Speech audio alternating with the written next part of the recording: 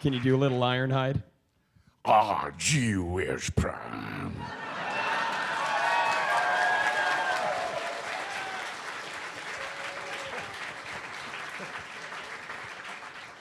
Calm down, Ironhide. I just want to kick some butt, Prime. Not now. Not now, Ironhide. Later. Much later. All right, the next question is from Goober. Oh, jeez. What? Oh, Jesus Christ.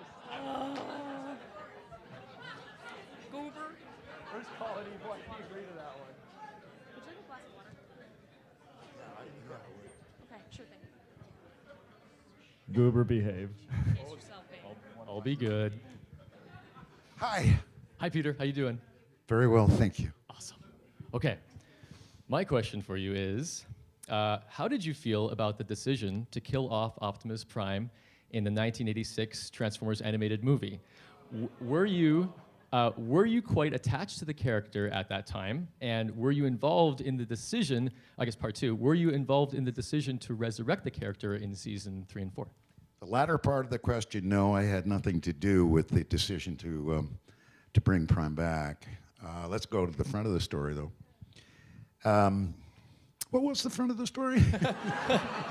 How did you feel about the decision to kill off Optimus Prime in the animated movie? How did you feel about that?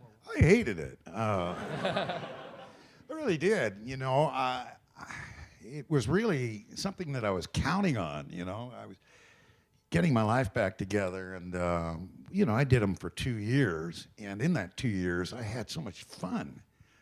I mean, we're all lined up in a studio, all the characters from G1. You know, we all worked together. We got to know each other pretty well, and we always had fun. It was always a creative moment, always creative input. And then when the tape was rolling and there was quiet, it was very serious. And everybody paid attention to what everybody did. And they all enjoyed each other's work. And sometimes you couldn't contain yourself. If some guy was being funny in a line, you'd really blow the take by laughing out loud. I'm sorry. All right, we'll do that take over again, Pete. All right. Sorry. Anyway, I was standing with Frank Welker, and we were reading our lines, and I got to page, 17, and I said, "Hey, Frank, I'm getting whacked on page 17.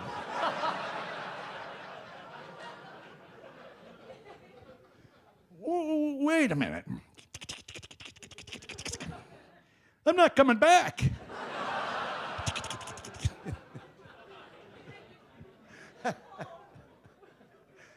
Oh, there go the car payments. So, but then the movie opened, and you know, let me go back a little bit.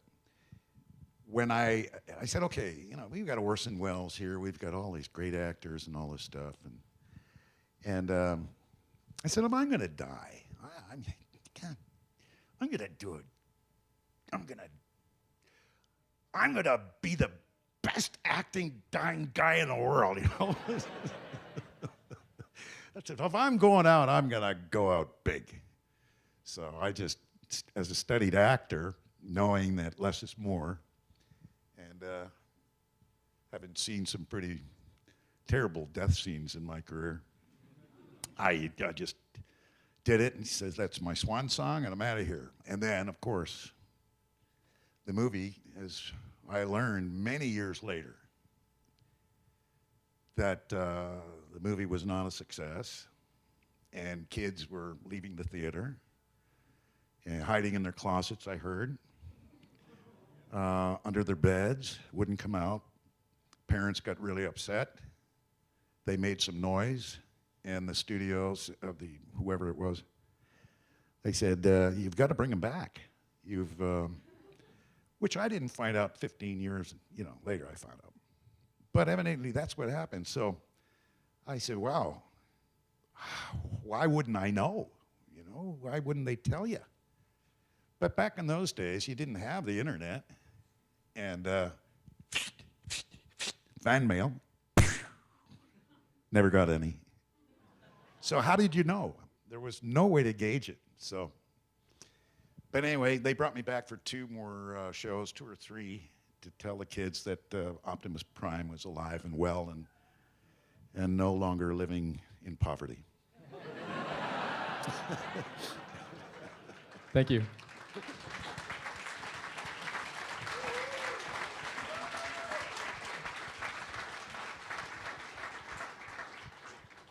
Okay, is there an Andrew Richards here? No? Okay. All right. So, if you had the chance to voice Megatron, would you do it, or would your conscience force you to ask Frank Welker if it was okay?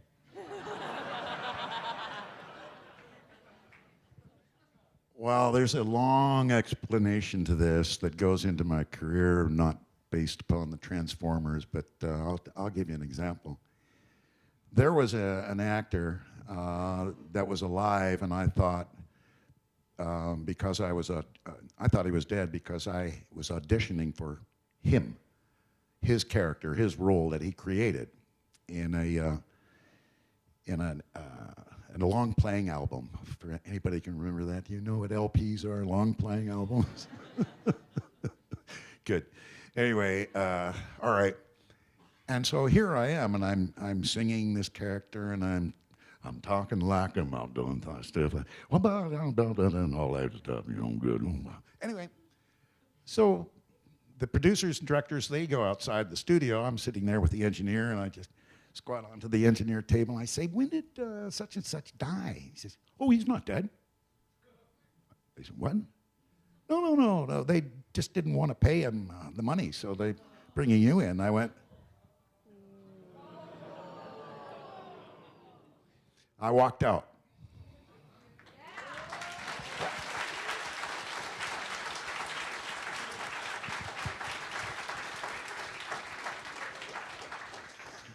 And if Frank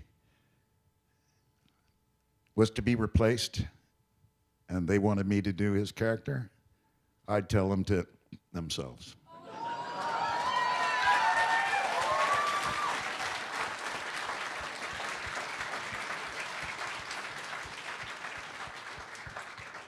Frank is one of the greatest voice actors of all time.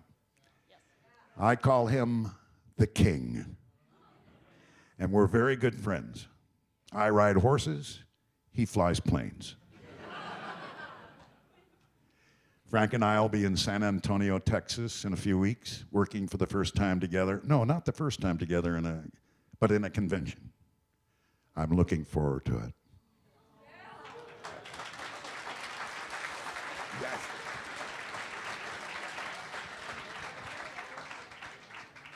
All right, and we actually have a couple questions that were selected from Mike Jabba. Mike, if you want to come on up.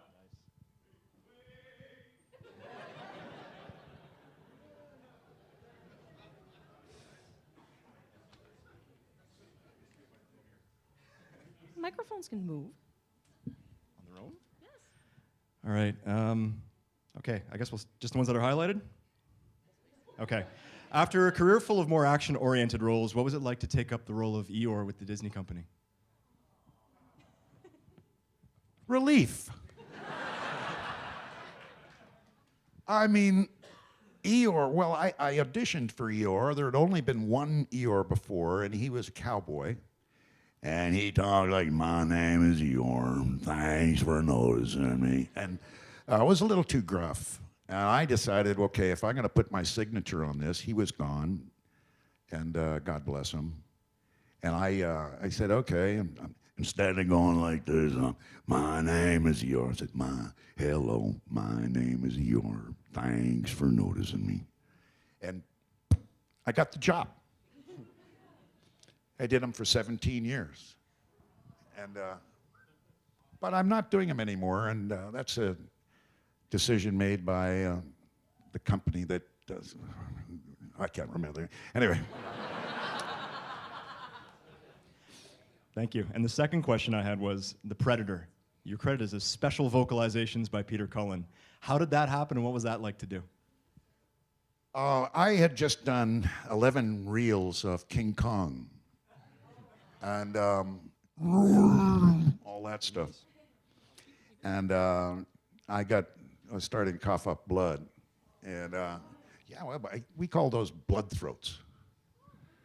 Hey, you slave over a hot mic, you know, you gotta put some blood out there, you know what I mean? Anyway, I went to the audition telling them that my agent, I said, I'm not going to do any monster sounds. I can't. My throat is really kind of burned up, and I'm still coughing a little blood from King Kong. So he said, no, they want you to come. 20th Century Fox wants you to go down there. So I drove down to 20th Century Fox, and I'm in the studio, and they want me to do a monster sound. And I said, well, what does he look like?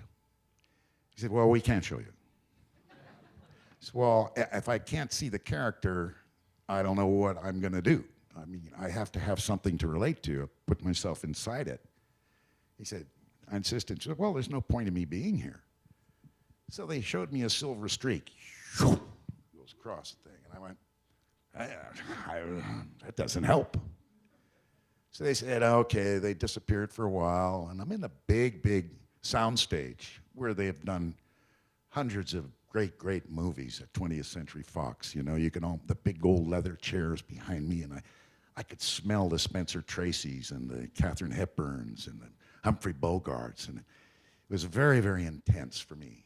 And they came back in, and they said, okay, they were going to roll down to the very end of the film where the Predator takes off his headgear, and you're going to see the face and all that stuff. And when they did that, I saw this ugly, ugly face and these tentacles like going like this. And it reminded me of a upside down horseshoe crab dying in the sun on a beach when I was a kid. It was nasty. But from that horseshoe crab was coming all this crackling sounds, bubbles coming out that were bursting, you know. I could remember it. So I don't know if I can do them now, but I thought, okay.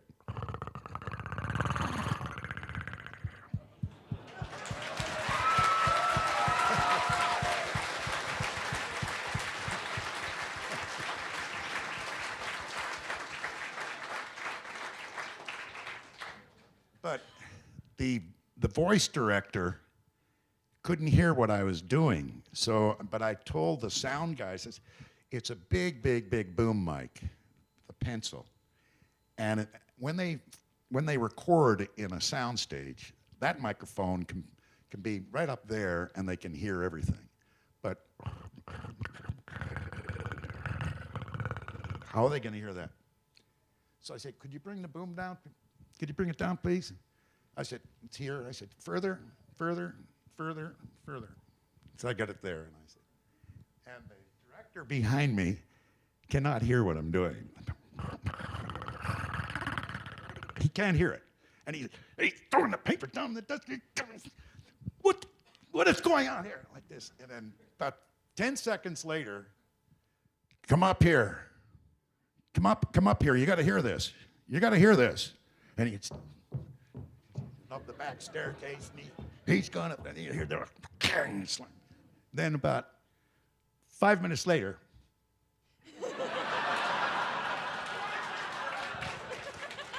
all right, well, let's go to reel one. And that's how that happened.